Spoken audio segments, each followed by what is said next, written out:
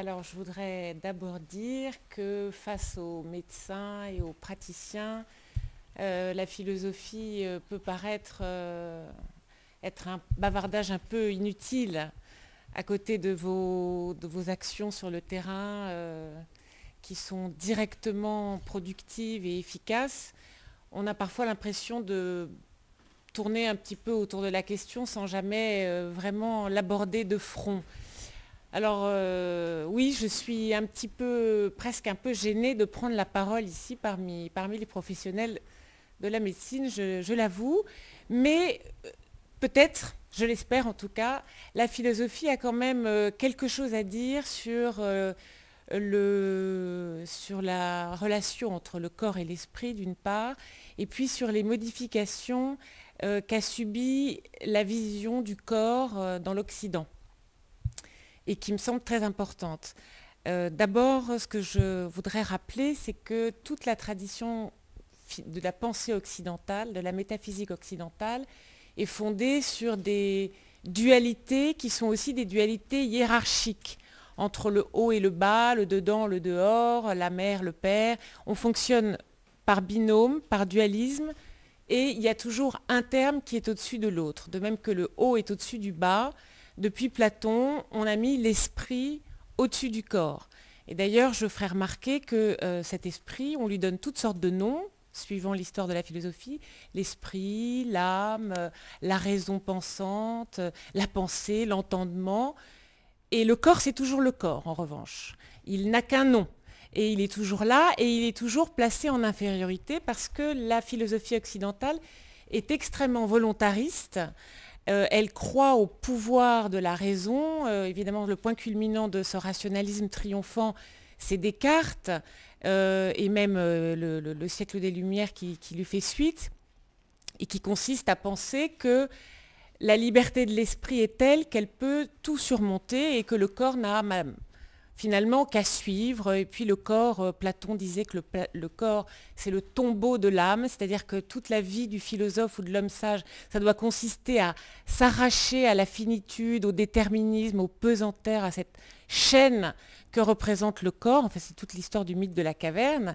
Et donc on s'est un peu construit sur cette idée que le corps était suspect. Et de là, l'Église a fait du corps un corps fautif, habité par le péché.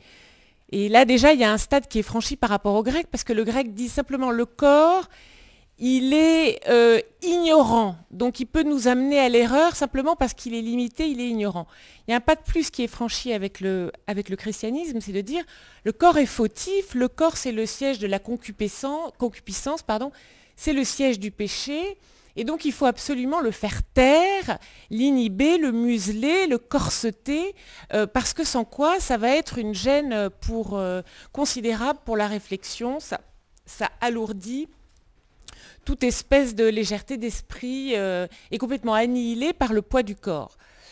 Et puis, ça paraît étrange, mais ça va cette idée de hiérarchie entre le corps et l'esprit va dominer la pensée occidentale jusque vers le XXe siècle, jusqu'au début du XXe siècle avec la phénoménologie.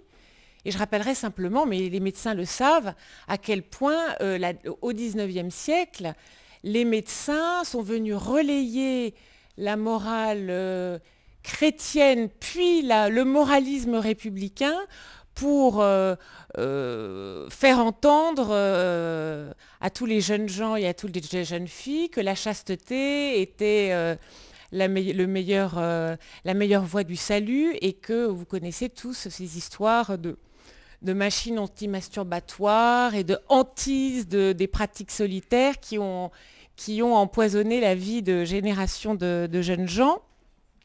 Donc, pour dire que le corps est vraiment un objet que la raison doit dompter. Un objet à distance du corps, à distance de l'esprit. Et puis, la phénoménologie va apporter, avec donc les principales figures que sont Merleau-Ponty, Sartre, Husserl, vont apporter tout à fait un autre regard sur ce dualisme entre le corps et l'esprit, en disant mais finalement c'est absurde de dire j'ai mon corps, j'ai un corps, comme s'il s'agissait d'un objet que je pouvais donc objectiver, ça veut dire placer devant, donc que je pouvais placer devant, donc à distance de moi, en réalité, comme le disait Virginie, je suis mon corps, je suis indissociablement liée à lui, et mon corps n'est pas au-dessous de ma raison ne domine pas mon corps, et précisément, je pense que la maladie vient rappeler les limites du volontarisme, parce qu'on a beau parfois malheureusement vouloir guérir, bien sûr, et vous le savez, enfin, vous le voyez ça certainement à l'œuvre tous les jours dans vos pratiques médicales. Bien entendu, le moral sûrement joue un rôle immense, mais malheureusement, il n'est pas infaillible. Et ce que vous disiez, 2 plus 2 ne font jamais 4 en médecine, et la volonté, ça ne suffit pas. Donc le corps vient se signaler, vient se rappeler à notre présence, et le XXe siècle va amener une mutation profonde dans le regard sur le corps à partir de la phénoménologie, mais à partir des progrès médicaux, des progrès de la science, de l'allongement de la durée de la vie, de la mode du bien-être, etc. On va arriver à l'inverse finalement de toute la tradition occidentale, c'est-à-dire qu'on va assister à un culte du corps, à une célébration du corps, à une sacralisation du corps qui en vient presque à détrôner l'esprit. Si on prend... non, j'allais partir dans un exemple, mais il est trop fantaisiste. Alors, tout à l'heure peut-être. Donc, ce que ça signifie en profondeur, c'est que le corps, cet aphorisme de Nietzsche le résume bien, il dit « corps, je suis et rien d'autre ». C'est-à-dire qu'on a l'impression qu'effectivement, au XXe siècle, c'est le corps qui est premier, c'est le corps qu'il faut chouchouter, choyer, soigner le mieux possible. Ça devient l'impératif numéro 1. Et évidemment, l'esprit ne peut que s'en sentir mieux, s'en sentir allégé. Mais il y a aussi des effets pervers dans cette sacralisation nouvelle du corps qui me semblent de 2 ordres principaux.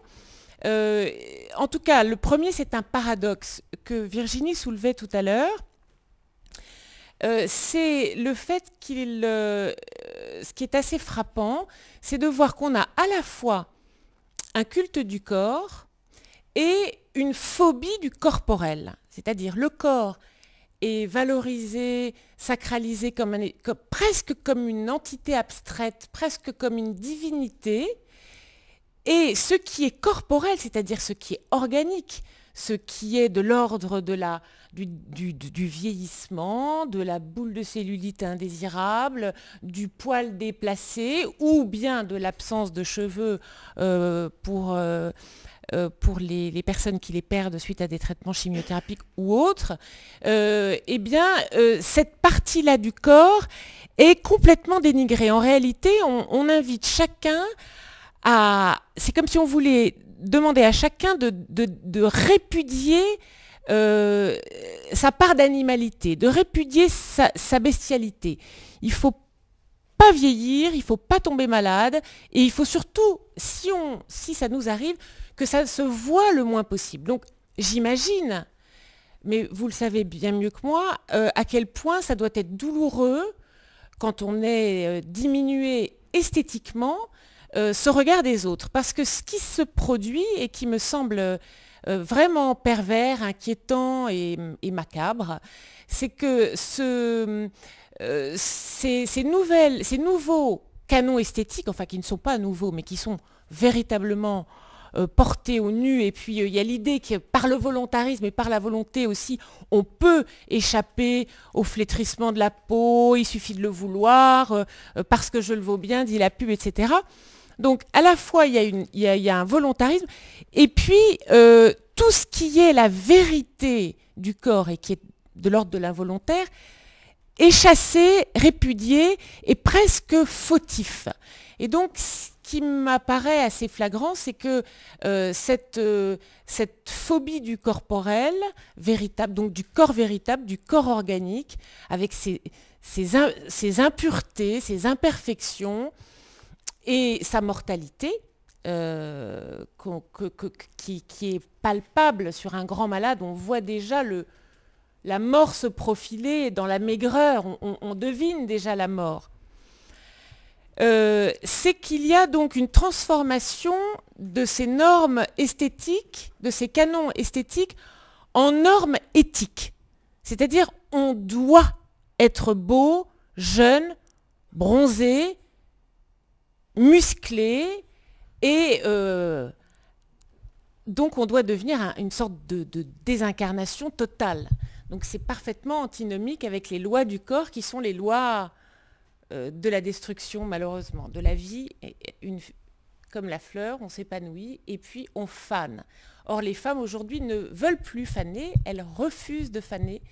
Donc j'imagine que pour une femme, l'ablation d'un sein à l'heure où tout le monde se les fait regonfler, ou presque, le fait d'avoir un visage qui se décharne alors que tout le monde remet du botox pour combler la ride, j'imagine que ça doit être une douleur supplémentaire parce que le regard des autres est un regard culpabilisant. En tout cas, tant qu'on ne sait pas que vous êtes malade, on dit mais elle se laisse aller. Et moi j'entends, et là c'est plus la philosophe qui parle, c'est la femme, je suis toujours profondément outrée par la manière dont certains hommes, pas tous, parlent d'une femme qui vieillit, c'est ah elle a pris un coup de vieux, on lui en veut de n'être plus aussi fraîche. Alors évidemment c'est surtout valable pour celles qui font profession d'être belles, comme les mannequins, les actrices qui sont déjà vieilles à 25 ans, les actrices vieilles à 35. Donc effectivement pour le malade, je pense que ça doit être une source de souffrance terrible. Voilà, je crois que j'ai à peu près dit tout ce que je voulais dire, sauf peut-être terminer sur cette idée que on vit dans une société, comme je le disais, qui répudie l'animalité, la bestialité, et qui court après un fantasme de pureté, parce que c'est ça, ne pas vieillir, ne pas enlaidir, ne pas prendre de rides, un fantasme de pureté qui finalement rappelle un petit peu les pires heures d'ascétisme puritain des premiers pères de l'Église, lorsque l'idéal c'était le monachisme, donc les solitudes dans le désert où il fallait faire violence à son corps, les flagellations volontaires, les jeûnes et autres macérations. Tout ça pour chasser la bête en soi, eh bien j'ai l'impression qu'on en revient un petit peu aujourd'hui à cette idée que il faut chercher une pureté, mais la pureté aujourd'hui, ça n'est plus ce qui offense Dieu. La pureté, c'est ce qui pourrait porter atteinte à la dignité de l'homme. Dans ce cas, ça voudrait dire qu'un malade, enfin la dignité que l'homme se fait de l'image de son corps. Donc ça voudrait dire qu'un malade, il devient impur. Et je trouve que ça, c'est quelque chose que les philosophes et les médecins et les sociologues et les psychologues doivent méditer ensemble. Comment on peut faire en sorte de continuer, que la science poursuive ces immenses progrès qui ne peuvent être qu'une source d'optimisme pour tout le monde, les malades et les bien portants, car on n'est jamais bien portant que provisoirement, hein, de toute façon.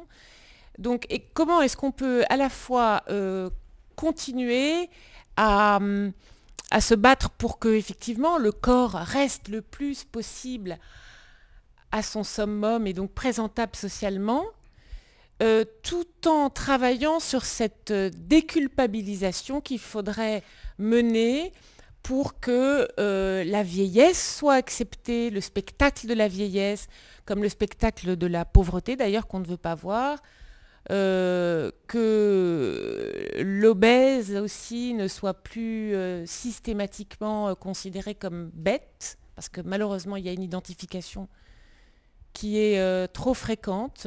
Le maigre est intelligent, le gros ne réfléchit pas, ça renvoie à quel type de vérité? C'est toute cette absurdité et ces idées reçues sur lesquelles malheureusement on navigue et sur lesquelles je pense qu'on a un travail commun à mener. Voilà, merci beaucoup.